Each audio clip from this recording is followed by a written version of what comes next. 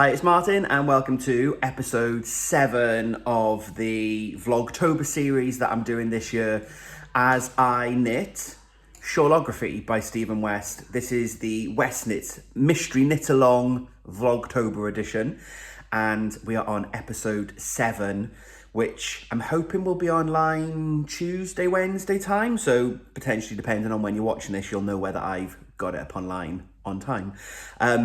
Episode 6 shows you the first part of this week's clue with these lovely slip stitch columns and this lovely little grey feature. We are now going to introduce colour E, which for me is this really light silver colour. It was the colour that I used in this very top row. You can just about make out the difference between colour C and colour E. Colour D and colour E, maybe. But I'm going to go and start the next bit of the clue. It is currently Sunday, and I'm hoping maybe that I can get this section finished and then start the next section. But who knows? We will see. The next section is interesting. It's a new to me technique. I've never done it before, and it involves welts. Not whelks, like those little things, seafood crustacean things that you eat at the beach. No, welts, W-E-L-T-S. It's a new one on me. In Stephen we trust. It'll all be fine. So let's get cracking. Let's go and work out how to make a welt. Okay, it's taken me, I don't know, a couple of hours, but I did have a stop. My hand was starting to hurt with a lot of stocking stitch. But section 6 has been finished. So it's basically a number of rows of stocking stitch. So the only difference being is with the I-cord edge that we're kind of creating up the side, you leave these stitches on the end and then you basically just work on the middle section. So the pattern tells you how many rows to go back and forth, and it is basically just knitting and purling all the way, which is why I had to stop, because it's quite a lot of just knitting and purling. At least when you're doing some of these techniques, you knit a bit, stop a bit, knit a bit, stop a bit, whereas this is just constant, which is fine, but I wanted to make sure that my hand wasn't going to be sore. And then, yes, so we've got this on the other end. So section 7 is now called triangles, and this is where we are going to do the welts. So this isn't giving a spoiler away because this is public in the West Knits video that Stephen has produced for the techniques. But we're effectively going to take this panel that we've made and we're going to fold it over to make some welted triangles. So this is going to be a double thickness fabric effectively, and you achieve that by taking one of the stitches here and knitting it with one of the stitches on the back. You can see I've done my weaving, Stephen, but effectively I'm going to take one of these live stitches and I'm going to pick up one of the purl bumps and then I knit those two together. There is another instruction that I'm obviously not going to tell you because I'm not going to give the pattern away. You can go and find that for free if you want to go and hop over onto Stephen's video. But that's going to be the next section. So I've never done that before. I've just finished with colour E, and this next section now we're going back to colour C. So I'm going back to my dark. Yeah. So let's have a go at doing this. My worry is that for some reason my fabric will come out of alignment and I won't be perfectly lined up. But as I said, there is another bit of the technique, and I think that will help give me some anchor points. So here we go. Starting section 7 of 9. So there are 9 sections this week. There are 9, we'll be up to the 9th section. I think I said this at the end of the video. It's kind of, it's not week 1, week 2. Stephen just keeps building the sections as we're going. So then we'll get to section 9 by the end of this week. and I'm just about to start section 7. So making good progress, but I think this is going to be a bit slow. And the next section, I think, might be a bit slow. Yeah. I still feel like I'm on track to finish this week, but we'll see. Right, let's go. Okay, welt update. I have done this many. I'm about halfway, I think. Interesting technique. So we obviously have the flat shawl, and then we've got the I-cords, which someone described them as yarn shrimps on Ravelry, and now that's all I can see. So the yarn shrimps, I think I've said before, and then we've got this welted section.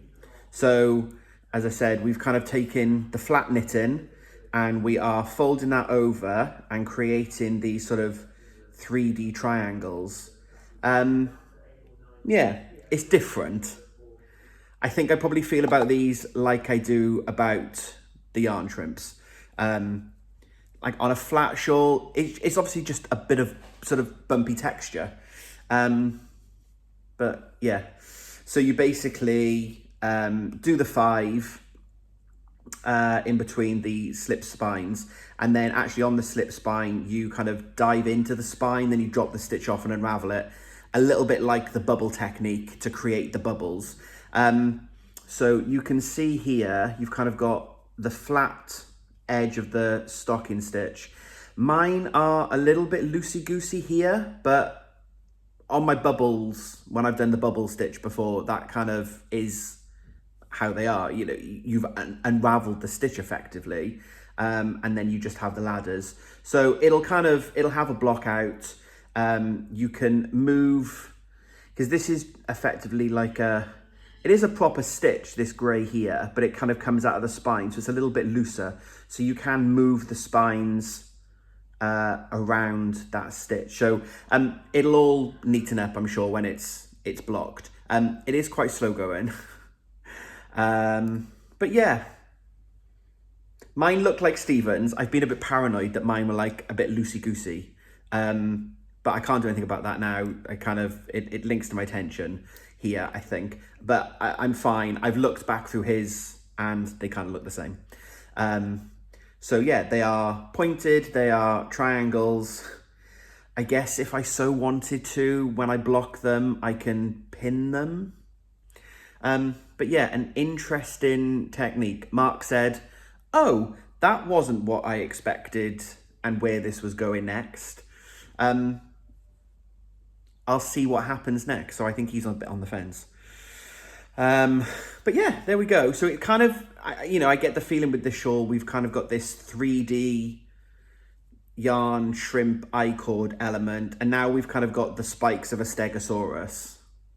So yeah, definitely very textual. We've got this lovely sort of ribby spine. We've got these stegosaurus welted bumps. So, yeah, we've caught up with all the soaps. So we're now going to watch the last episode of season 2 of Succession, because season 3 starts tonight. So we're going to catch up on the last one. So I'm going to just do a bit more. So I'll hopefully, I've said this in other videos, I'll get this done, touch wood. I'll get the welts finished today. And then, yeah, we can kind of take it from there. Right, back to welting. So Sunday afternoon, it is 4:30, and I've done the welt section and I've just started the next section. So this is going to kind of create a triangular pattern. So back to this almost slip stitch and spine design, but I think it's going to come in and then go back out. I think that's what it's going to do, looking at the pattern. But the welts are done. Never done that technique before.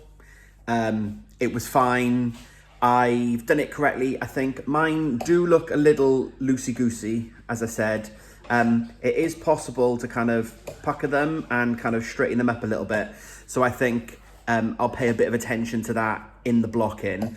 I have got quite a loose fabric. I'm doing this on the 3.5mm needles that Stephen recommended, and I really do like the drapiness of the fabric. So I wonder if my tension was a bit tighter, I wouldn't have quite such a loose side to that. But for me personally, I'm quite happy with that because it's just a piece of texture.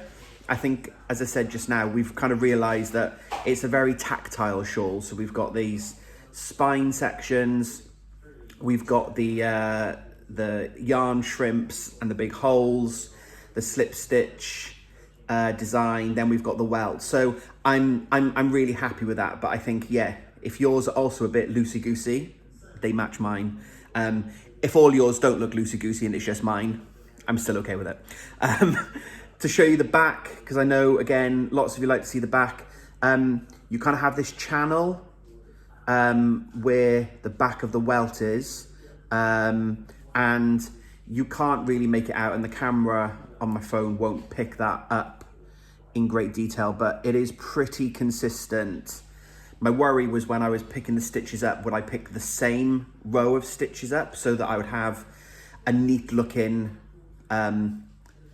backside of the shawl? And actually I think that is pretty neat, especially for my first time. I'm quite happy with that. So there we go. It is 4:30 now. We're just about to start cooking a roast dinner. We've got some lovely beef from the butchers. So gonna have roast beef and all the veg. No Yorkshire puddings. I can't be bothered to make Yorkshire puddings today. So roast beef and then a bit of a lazy Sunday night. The next section now is just knitting back and forth to create these triangles. So I probably won't check in with you again this evening now. I'll do a progress update at some point tomorrow. It is Monday. It is my non-work day, so it's my knitting day. I've got to go to the dentist in the afternoon. I'm having a fill-in. So I will do a bit of knitting in the morning and I will check in and show you where I've got. There we go. Good morning. So it is Monday. It is my non-work day and I am knitting. Excuse the slightly disheveled look. I'm still in bed, as you can see, but I have my knitting. Mark is working today. And Mark is a home worker, so he's always in the house. He's got a nice little office set up. So he's working. So I'm locked in the bedroom for an hour, I think, because he's on a work call that's a video call. So I don't like to walk around the flat and stuff. His boss is lovely and would be fine. He'd be like, "Hi, Martin," but I've taken sanctuary in the bedroom with my knitting. I've got a cup of coffee. I'm watching a couple of podcasts on YouTube. I'm currently sitting down with Angela from Yarn and Yarns, and she is spinning for a hat. And I love those types of videos because I'm not a spinner, and it's brilliant to see it go from fluff to finished project. So I'm watching that. I'm doing some knitting. I'll try and film a bit of progress throughout my day today. It's my non-work day. I need to do a few chores. I need to do some laundry and that kind of stuff. I've also got the dentist this afternoon. Did I say that yesterday? I've got to have a fill-in. I think I did say that. So I've got that 10 to 4. But the rest of the day, I'm hoping to sit and knit. I'm holding this gingerly because I think I've just dropped a stitch off. So yeah, I'm hoping I'm going to finish this section, the triangles. I'll show you in a moment. I'll spin the camera around when I've picked the drop stitch up. I am currently on row 16 and it's a 26 row section. So I'm nearly done. I'm over halfway. So I'm hoping to finish that section and the next section, which then means I've just got the final section to do, which I won't finish today. But at least if I can start it, then that will see me Tuesday, Wednesday, Thursday, and I'm still on track to finish by Thursday night, which, as you know, is my plan. So let's get on with some knitting and I will show you a bit of my non-work day.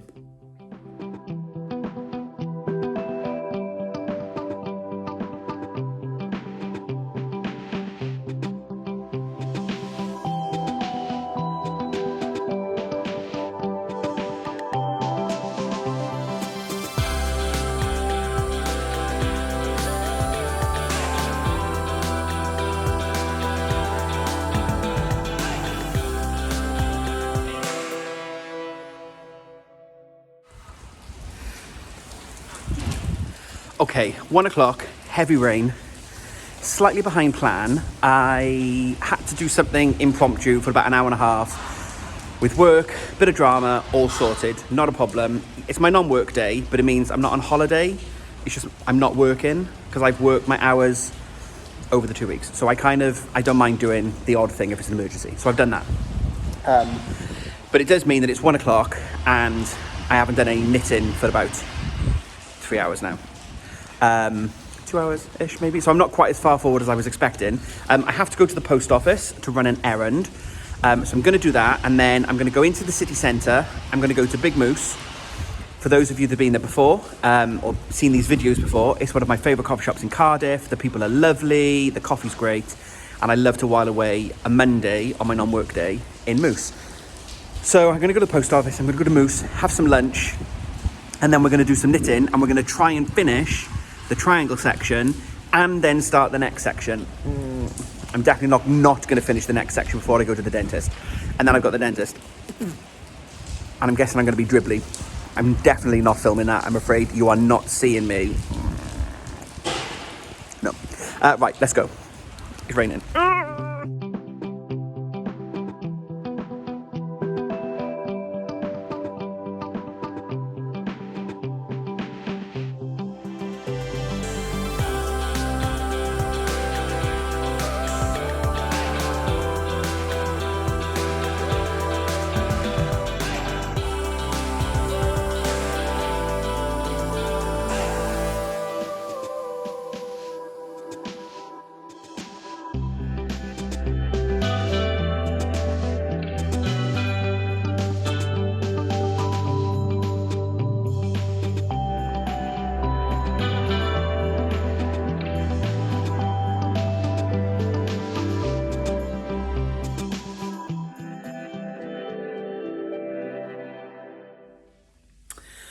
Good morning. So it is Tuesday morning, and yeah, I'm finished with, sorry for the banging, I'm finished with section 8. I think it's section 8.